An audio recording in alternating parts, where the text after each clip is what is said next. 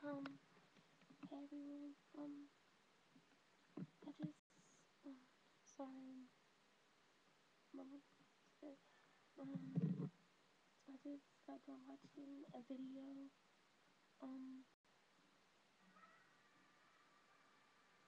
from a very strong girl. Um, she, see if I can get her name. I'm sorry, I'm really sick. Um,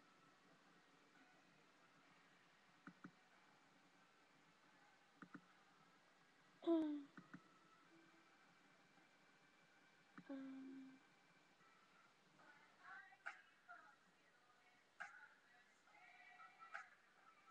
oh, oh, I wish I could tell you. Um, um, well, the girl was like very inspirational. Her, My Secret was the name of it. I'll list her name at the bottom of this video, but she inspired me to do a video about my secrets. Um, well, my name is Feleta Green. I'm 19 years old. Um, I am a lesbian. I have been with a male before.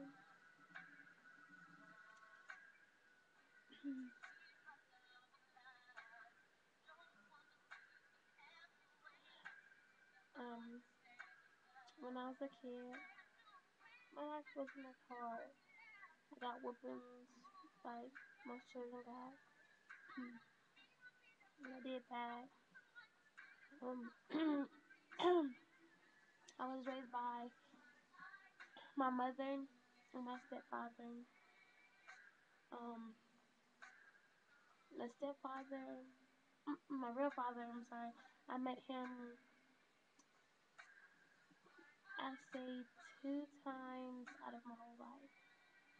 The first time I met him, I was about maybe 8, 9. Um, he came from North Carolina, I'm guessing. I'm not really sure. But he came, he talked to me, and, you know, he was basically trying to get into my life, but not as he should, you know? Um, he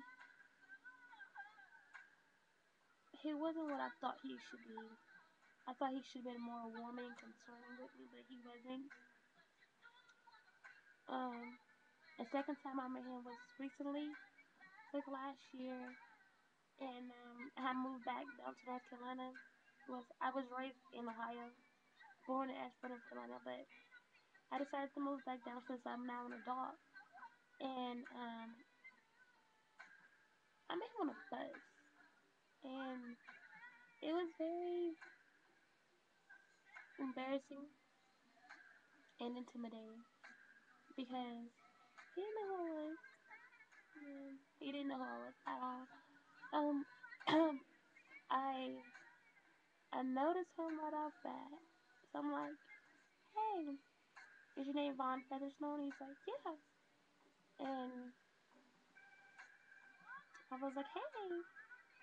He's like, "Hey." He didn't know who I was. So by me speaking to him, it basically he's like, okay, who is this girl talking to me? You know, and I'm like, I'm your daughter. Still looking at me. Who are you? I'm like, I'm Feleta. Feleta Green, Internet's fair daughter, the woman you slept with and made me.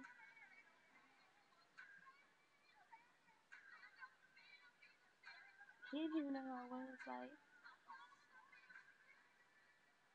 it hurts, but people, you gotta get through stuff like that, you know.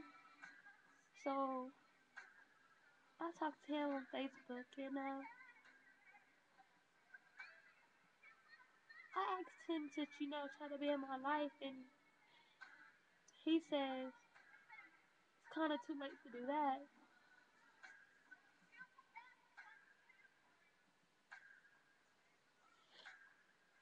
You know, it's never too late. Ever. I had a father figure in my life, but to know that your father was to be in your life, it's it makes you happy, but to figure out that he doesn't care and it will be your life, it makes you sad, you know. And I'm not his only child. He has plenty of other children, but why don't you want to be in my life, you know? But I don't bother to, harm his life or come into his life or you owe me this, you owe me that. No, I'm a grown woman. I can take care of mine, but I would like for you to step up and be in my life now, you know? But he didn't want to.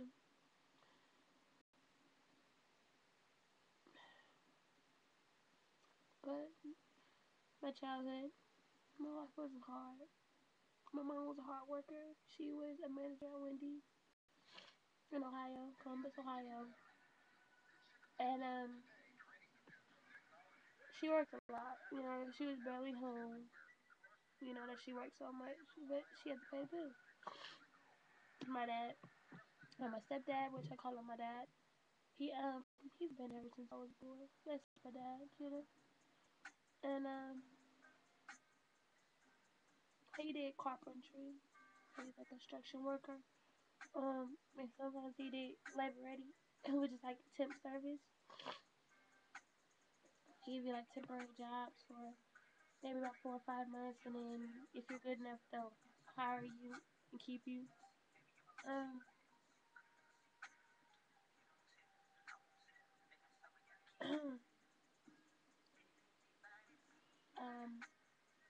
about when I was about 9 years old, um, I'm not for sure how it started. I was so young, about 10 years ago, going on 11 years, and I don't really know how all it happened, but my mom, she fell out at work. From what I've heard, she fell out at work. Nobody was sure what it was. She went to the doctors. They couldn't figure it out. And I guess one day she had a seizure. Nobody knew, so the doctors told everybody she had a seizure. And she went to doctors when they wasn't like go to the doctors and get out. She was in there for about 3 months. Yeah. She was in there long enough for me to be gone for the end of the school year, which was around the beginning of June, all the way until the next school year. I didn't come back to Columbus, Ohio until like maybe a month after school started. Was probably about like October.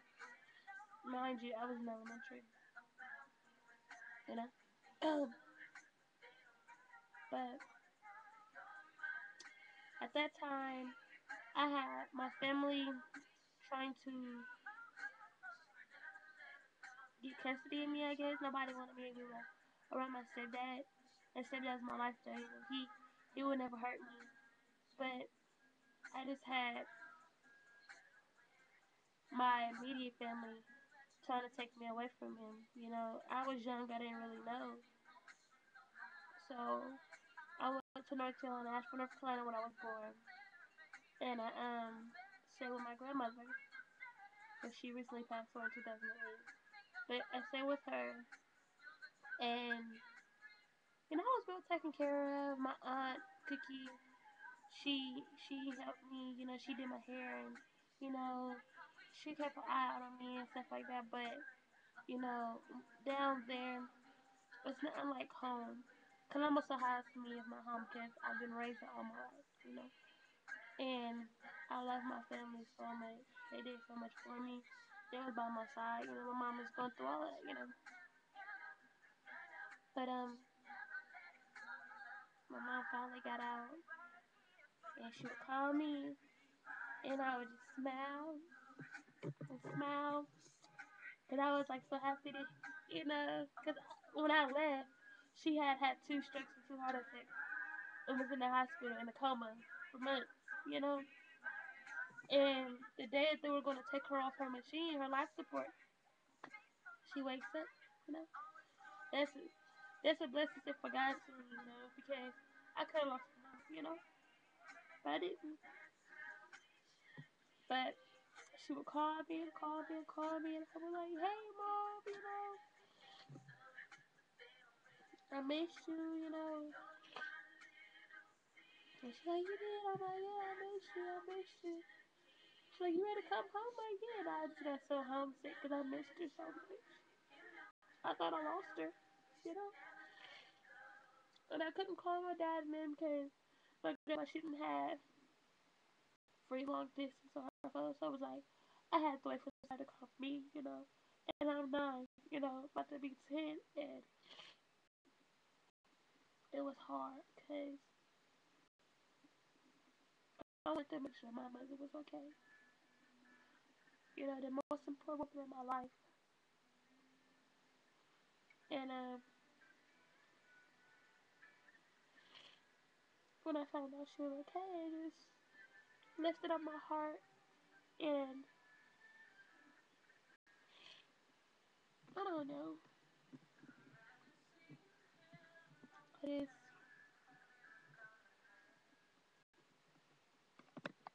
I don't know, I was very happy. Um,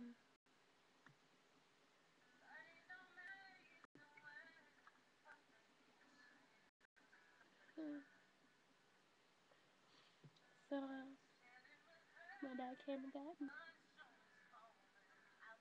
I was so happy to see my mom. I was like, yes, yes. And she came and got me, and we went back to Ohio. We were living out our life. And then my mom and my stepdad broke up because my mom couldn't handle my brother, my stepbrother. She couldn't handle him, so you know everything just clashed from then on. So um, my brother moved out, then my dad moved out, and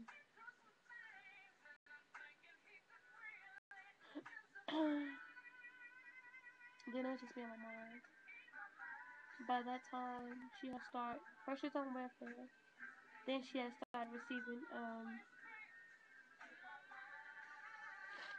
Social Security, my disability. She started receiving disability. Um, but she started receiving disability. She had opened up me a bank account, like a CD, and she opened up me a bank account, CD for college, and a bank account for, then um, then um, everything was okay, but it was hard though, cause it was like I had to take care of my mom, you know. Mind you, I'm like 10 now, but 10 now. This time I was in middle school. So I was like, I was taking care of my mom, writing up the checks and everything, doing everything. And I was like, ugh, exhausted. But my childhood from then on was I was so protective of my mom. I didn't want to go outside and play. I didn't want to kick it with nobody. Everybody's good. No, I'm okay. I gotta make sure my mom is okay. So I stay in the house. And mom like, no, go outside. I'm like, no, no. Something might happen, you know. But I stayed with her, most of the time or whatever. Um, everything. Her relationship started to gain. But my stepdad, he never lost contact on mom. He's still with her life to this day. Not on a relationship type basis, but